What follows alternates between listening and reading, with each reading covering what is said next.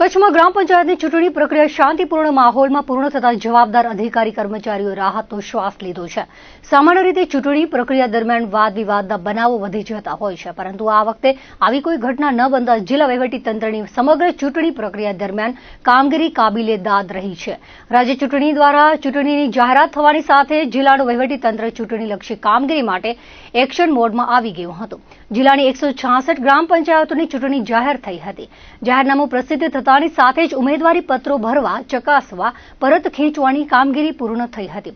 જે બાદ બિનહરીફ પંચાયતોની સ્થિતિ સ્પષ્ટ થતા 118 ગ્રામ પંચાયતોની સામાન્ય વિભાજન અને મધ્ય સત્ર, જ્યારે 11 ગ્રામ પંચાયતની પેટા ચૂંટણી યોજાઈ હતી.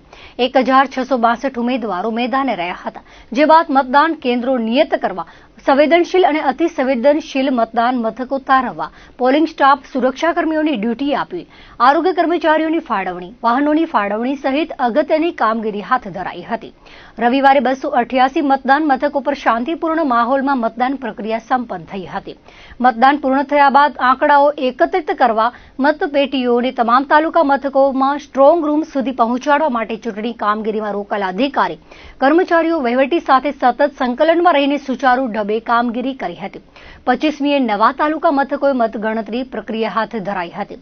બેલેટ પેપરથી મતદાન થયું હોવાના લીધે મોડી રાત સુધી મતગણતરીનો ધમધમાટ જોવા મળ્યો હતો. તંત્ર દ્વારા આયોજનબદ્ધ રીતે કામગીરી હાથ ધરાઈ હતી.